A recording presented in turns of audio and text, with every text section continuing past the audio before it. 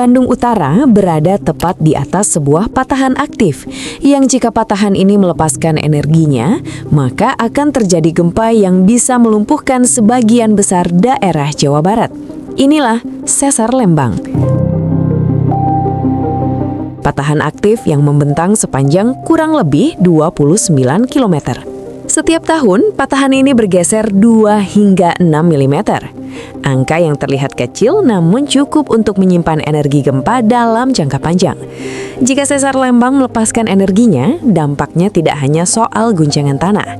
Di wilayah tertentu, gempa bisa memicu 2 efek berbahaya sekaligus, yaitu likuifaksi dan amplifikasi getaran. Singkatnya, amplifikasi terjadi karena getarannya diperkuat. Dan likuifaksi terjadi karena tanahnya berubah sifat. Secara geologis, sebagian cekungan Bandung tersusun dari endapan sedimen halus, sisa dari Danau Purba Bandung ribuan tahun lalu. Kondisi ini membuat tanah di beberapa area berpotensi kehilangan kekuatannya saat diguncang gempa kuat, sebuah fenomena yang dikenal sebagai likuifaksi seperti yang terjadi pada gempa Palu 2018.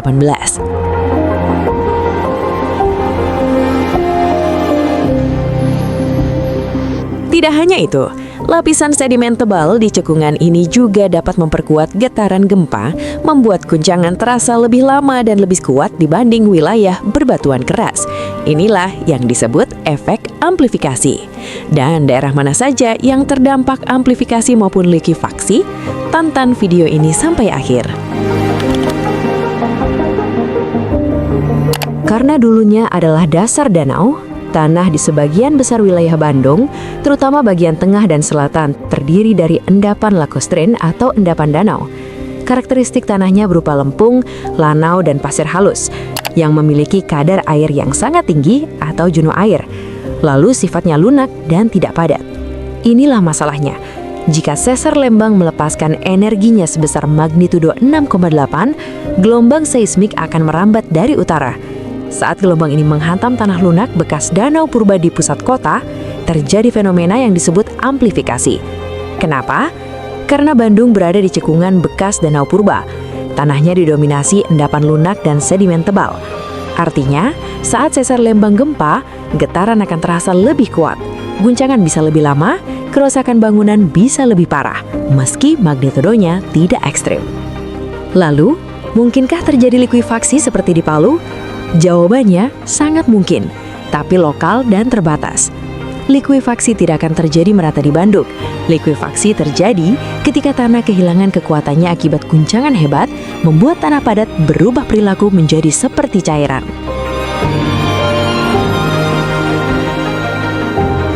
Wilayah Bandung yang berpotensi likuifaksi berdasarkan kondisi geologi umum, tanah aluvial, pasir lepas, air tanah dangkal. 1. Bantaran Sungai Citarum dan anak-anaknya, karena air tanah relatif dangkal, endapan pasir dan lumpur muda.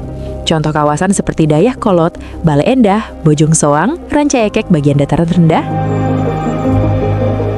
2. Wilayah bekas rawa dan dataran banjir, tanahnya lepas, jenuh air, belum terkonsolidasi kuat. Contoh kawasan Gede Bage, sebagian Rancasari, sebagian Buah Batu atau area sekitar sawah atau dataran rendah Bandung Timur. 3. Zona aluvial Bumba di bagian barat daya kota Bandung. Cirinya tanah hasil endapan sungai dan danau purba, lebih berisiko dibanding Bandung Utara. Contoh kawasan Margahayu, Marga Asih bagian rendah atau sebagian Katapang.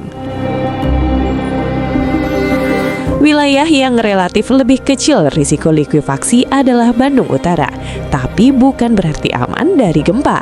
Area ini tetap berisiko amplifikasi dan longsor. Bahayanya tidak berhenti di situ. Sesar Lembang adalah sesar darat yang sangat dangkal, kedalamannya hanya sekitar 10 km.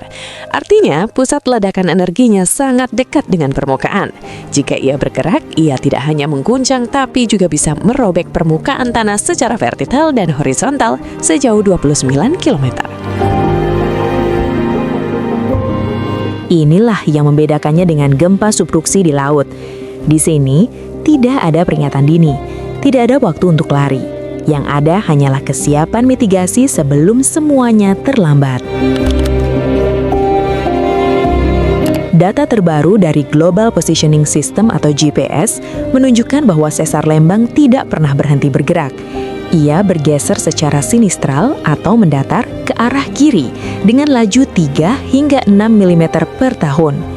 Meski terlihat lambat, akumulasi energi ini telah tertahan selama lebih dari 5 abad. Catatan terakhir menunjukkan gempa besar terakhir di jalur ini terjadi sekitar abad ke-15. Video ini bukan untuk memicu kepanikan, melainkan untuk memulai percakapan yang jujur tentang satu hal yang paling krusial. Seberapa siap kita jika raksasa ini terbangun? Kita tidak bisa memindahkan kota ini, dan kita tidak bisa menghentikan pergerakan lempeng bumi. Pilihan yang kita miliki hanyalah satu, beradaptasi. Di negara seperti Jepang, gempa besar bukan lagi akhir dari segalanya, karena mereka telah lama berdamai dengan kenyataan geologisnya. Kini, saatnya Bandung melakukan hal yang sama.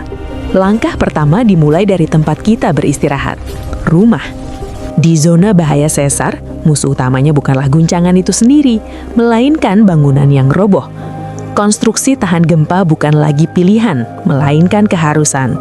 Penggunaan struktur rangka beton bertulang yang terikat kuat atau kembali ke material ringan seperti kayu dan baja ringan dapat menjadi penentu antara hidup dan mati.